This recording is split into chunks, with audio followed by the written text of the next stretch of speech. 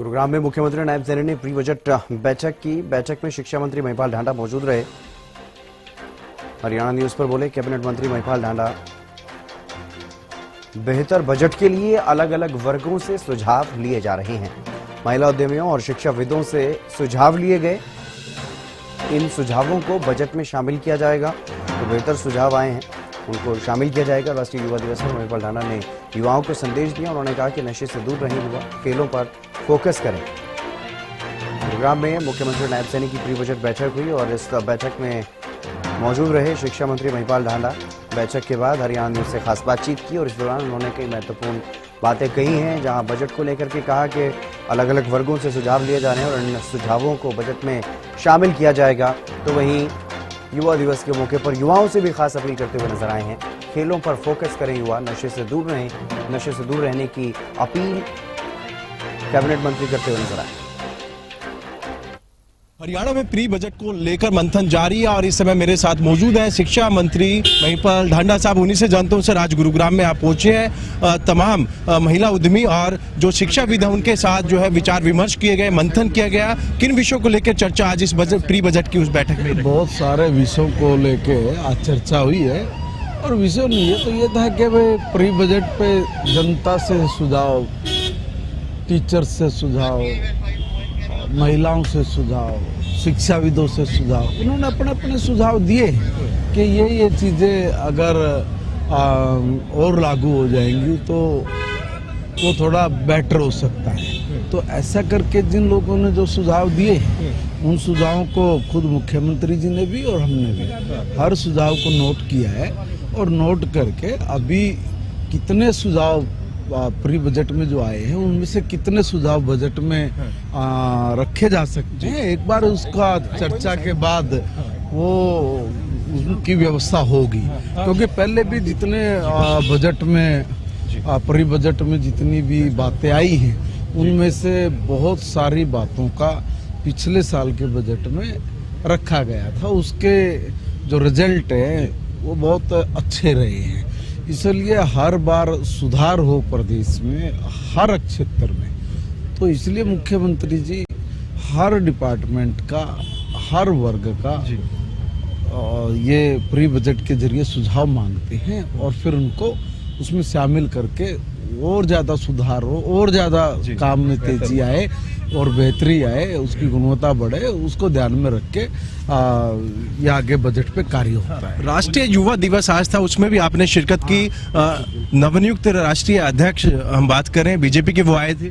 बिल्कुल, नितिन नवीन जी जो हमारे राष्ट्रीय अध्यक्ष है, कार्यकारी राष्ट्रीय अध्यक्ष है, वो आज स्वामी विवेकानंद जी की जयंती के अवसर पर आज गुरुग्राम में आए। देखिए, हिंदुस्तान के 39 साल के एक ऐसे युवा सन्यासी जिसने सारी दुनिया में भारत के प्रति जो एक सोच बनी हुई थी, एक गलत दृष्टिकोण अपनाया हुआ था, उसको ध्वस्त किया। पहले संत है, शताब्दियों में पहले संत आए जो विदेश में गए और विदेश में जो भारत के बारे में जो धारणा थी, ये तो भेड़ बकरी चराने वाले गडरियों का देश है, ये तो जंगली टाइप लोगों का देश है, ये तो इनमें कोई बुद्धि नहीं है, जादू टोना जंतर मंतर के आधार पे चलने वाला देश है। अलग अलग जो उनके थॉट है जिसमें भारत की संस्कृति को नकारा गया था और उसको लेके कभी किसी ने दुनिया भर में बातचीत नहीं की थी, किसी ने समझाया नहीं था, या समझाया होगा तो समझ में नहीं आ पाया होगा। मगर एक 30 साल के, उस समय उनका 30 साल थी, 30 साल के युवा ने दुनिया को हिला के रख दिया। कोई व्यक्ति उनकी बात को काट नहीं पाया और जो बात उन्होंने बताई कि भारत में चरित्र क्या है, अनुशासन क्या है, आत्मबल क्या है, राष्ट्रभक्ति क्या है, धर्म क्या है, और उस धर्म की इतनी विस्तृत व्याख्या है कि आप लोग तो उसके कहीं आसपास भी नहीं लगते।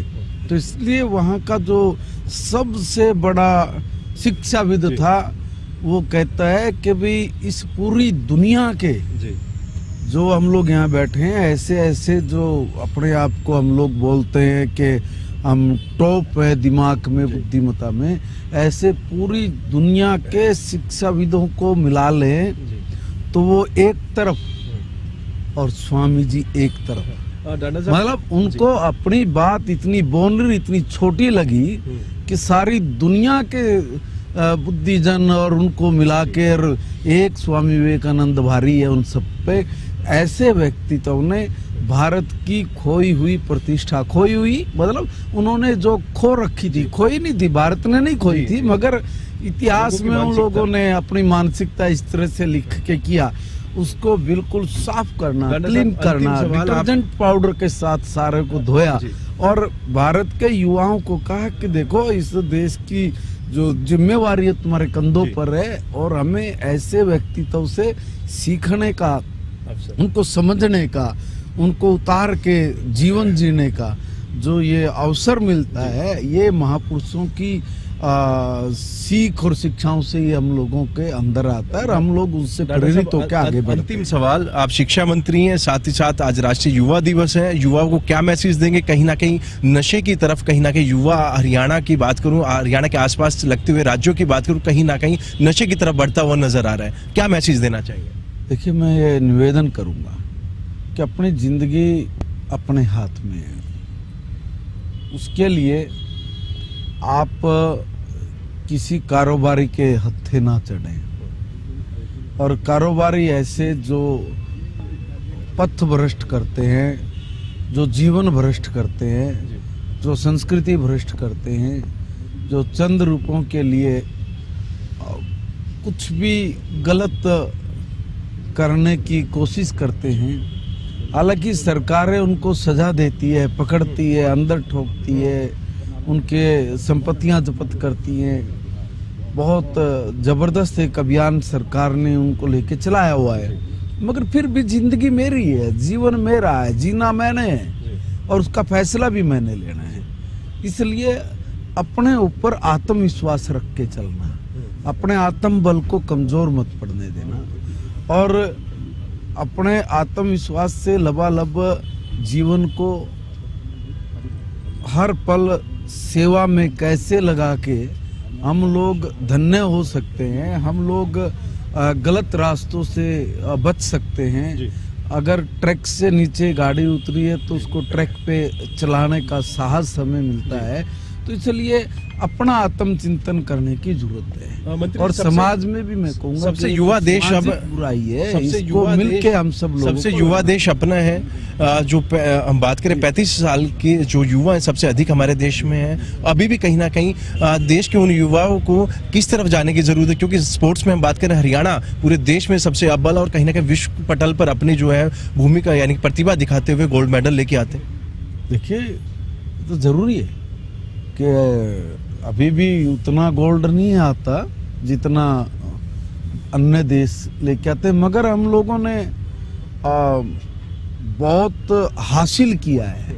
हमारे प्लेयर्स, हरियाणा की मिट्टी की बेटियों ने, बेटों ने दमखम लड़ाया और दमखम लड़ा के वो जीत कर उन्होंने जो भारत के तिरंगे का सम्मान बढ़ाया है, देश का सम्मान बढ़ाया है, ये और ज़्यादा होना चाहिए। और ज़्यादा करने के लिए हरियाणा की सरकार आदरणीय नायब सैनी जी के नेतृत्व में लगी है।